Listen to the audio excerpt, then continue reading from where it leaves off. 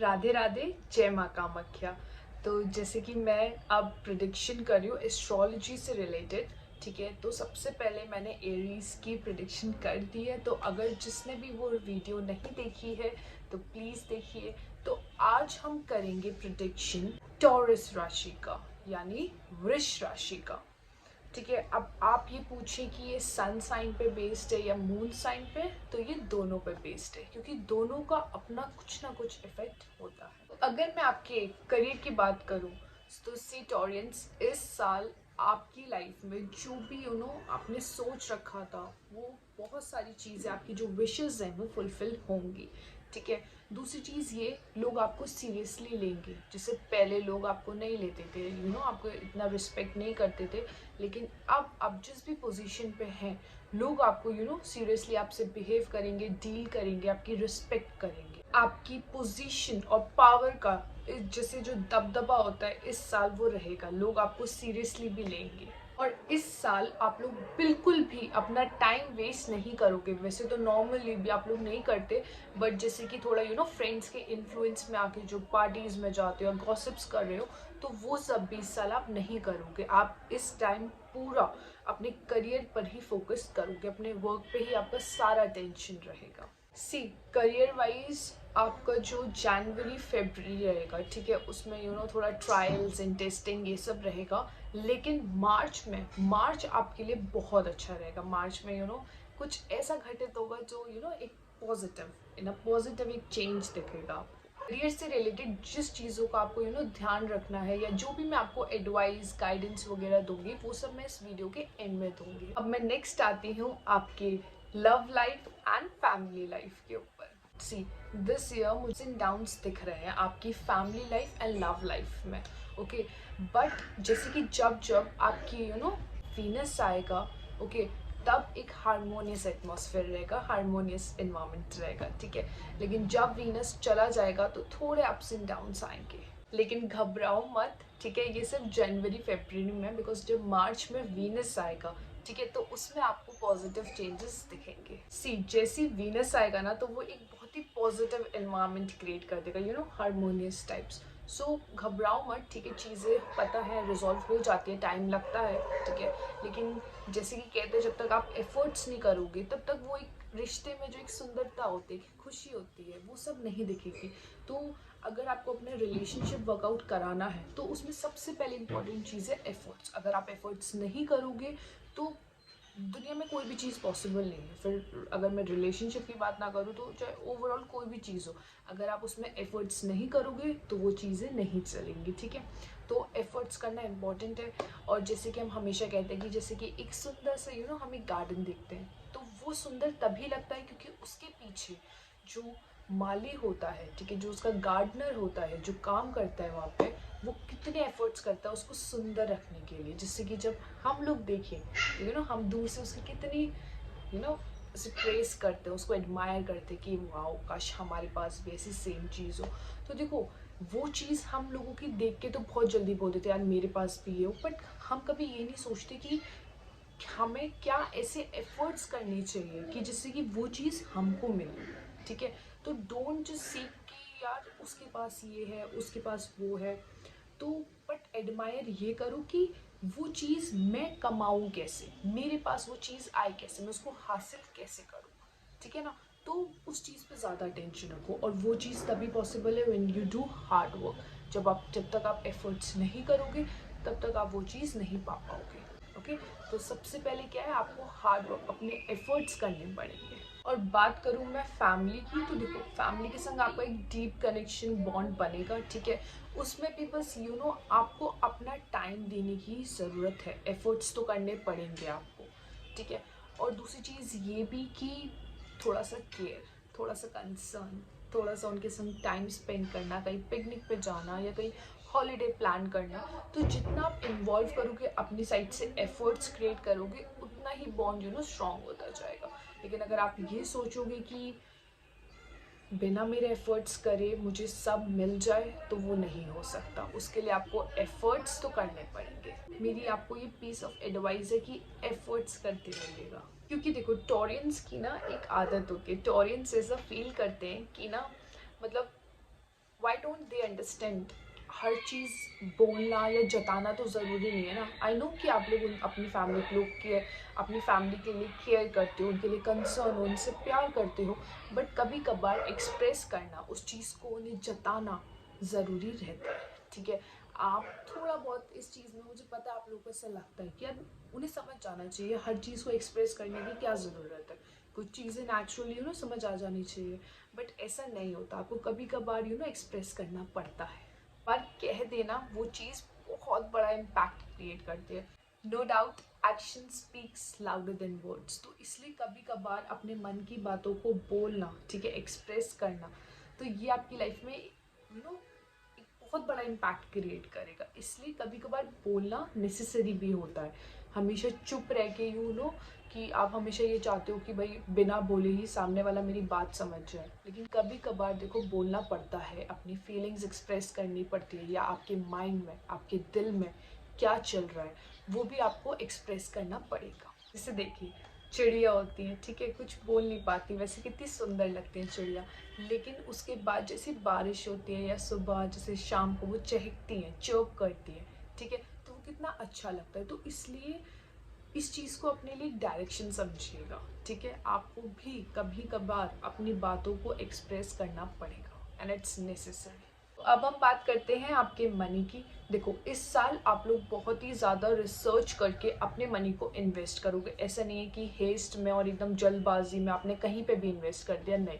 आप लोग बहुत सोचोगे, देखोगे इसके प्रोज एंड कॉन्स क्या है, क्या बेनिफिट्स हैं, क्या डिसएडवांटेजेस हैं, उसके बाद आप लोग इन्वेस्ट करोगे। नो डाउट आपको इस साल राहु बहुत हेल्प करेगा, ठीक है, और अगर आप लोग स्टॉक में हो या ट्रेडिंग में हो तो इस साल भी आपको बहुत ज़्यादा हेल्प होगी and you can earn a great profit.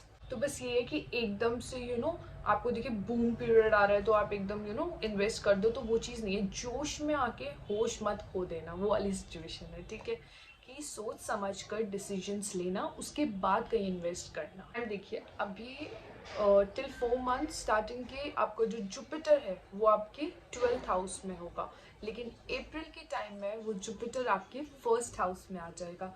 उस टाइम वो टाइम पीरियड आपके लिए समझ लो बेस्ट है। उस टाइम आप लोग जितना और जहाँ पे भी इन्वेस्ट करोगे आपको प्रॉफिट ही मिलेगा। तो आप कोशिश ये करना कि उस टाइम पीरियड में इन्वेस्ट करो और शुरू के जो 4 मंथ्स हैं उन्हें स्किप कर दो। तो अब हम बात करते हैं आपकी हेल्थ की। तो देखो ओवरऑल अगर मैं आपकी हेल्थ की बात करूँ, चाहे फिजिकल हो, चाहे इमोशनल, चाहे मेंटल हेल्थ, सब ओवरऑल गुड ही रहेगी, ठीक है, बिकॉज इस साल आप लोग अपनी हेल्थ पे ज़्यादा फोकस करोगे, ज़्यादा टेंशन दोगे। कुछ लोग जैसे कभी कभार पहले से सोचते हैं कि इस साल तो हम जिम जाएंगे, इस साल तो हम योगा करेंगे, मेडिटेशन करेंगे, लेकिन इस साल डेफिनेटली आप लोग जाओगे, ओके, और अपनी हेल्थ को, अपनी फिजिकल फिटनेस के लिए भी आप मेहनत करोगे। तो देखिए आप लोग अपनी पर्सनालिटी को डेवलप करने के लिए भी टाइम दोगे, बट आपको जो सबसे ज़्यादा जिस टाइम पे थोड़ा सा फोकस करना है वो है in the month of October. अक्टूबर में आपको अपना थोड़ा सा और ध्यान रखना है, बिकॉज आपको क्या हो सकता है, थोड़ा सा डिप्रेशन वाला फेज आ सकता है, ठीक है। सेकेंड, या तो कोई एपिटाइट से रिलेटेड प्रॉब्लम्स हो सकती हैं, या फिर स्लीपलेस नाइट्स हो सकती है, अच्छे से सो नहीं पाओगे। तो आप, ठीक है, आप अपनी फिजिकल फिटनेस के लिए भी योगा, मेडिटेशन ये सब करोगे, बट अदरवाइज भी इस टाइम पीरियड में अपना थोड़ा सा और ध्यान रखना, थोड़े से और ज़्यादा कॉशियस रहना। तो बस थोड़ा सा अक्टूबर के टाइम में अपना ध्यान रखिएगा, थोड़ा सा ज़्यादा अपनी हेल्थ के लिए कॉशियस रहेगा। अब मैं बात करती हूँ स्टूडेंट्स की, बिकॉज बहुत सारे स्टूडेंट्स हैं जो बार बार क्वेश्चन करते हैं कि मैम हमारे लिए बताइए, हमारे लिए ये साल कैसा रहेगा।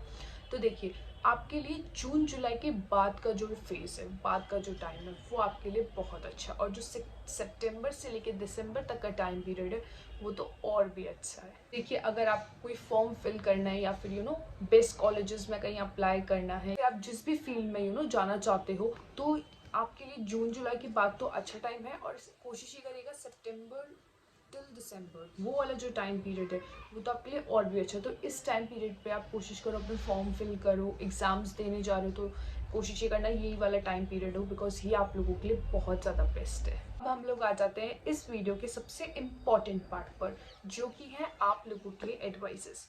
कौन कौन सी ऐसी एडवाइजेस हैं जो आपको नोट करनी है, आपको रिमेंबर रखनी है, याद रखनी है, ओके। तो सबसे पहली एडवाइस है ये कि देखिए मुझे इस साल आप लोगों के थोड़ा love life and family life में थोड़ा सा सिंक दिख रहा है, अप्स एंड डाउन्स दिख रहे हैं। तो वो चीज़ को जब वो आउट ऑफ द सिंक जाए, ठीक है, जब वो चीज़ें आपके हिसाब से ना चलें, तो उस टाइम आप क्या कर सकते हो, जो भी कोई क्रिएटिव एक्टिविटी हो, ठीक है, जिसमें आपका मन हो, में भी अगर आपको गाना गाने का शौक है तो वो आप सीख सकते हो, या आपको कोई इंस्ट्रूमेंट प्ले करने का, मतलब आपको कोई इंस्ट्रूमेंट प्ले करना अच्छा लगता है तो आप उसको सीख सकते हैं।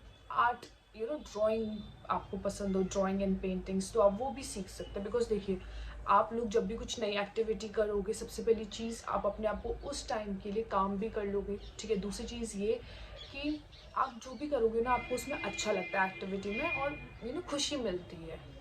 तो ये चीज़ आपके लिए इम्पोर्टेंट है कि उस टाइम के लिए व्हेन यू आर सीइंग कि यार situation out of the sync जा रही है, तो उस टाइम पीरियड के लिए आप ये सारी चीज़ें कर सकते हो। और वैसे भी जब भी आप कुछ नया सीखना चाहते हो तो आपको हमेशा अच्छा ही लगता है। सेकेंड एडवाइस, क्लियर कॉर्ड्स का ब्रेसलेट आता है, ठीक है, वो आप लोग पहन लीजिएगा। बिकॉज देखिए, जब भी, जैसे मैंने आपको पहले ही बताया वीडियो में, कि जब भी इस साल आपकी हॉरोस्कोप में वीनस आएगा, उस टाइम वो आपको एक पुश देगा, ठीक है, आपकी लाइफ में ग्रोथ भी आएगी।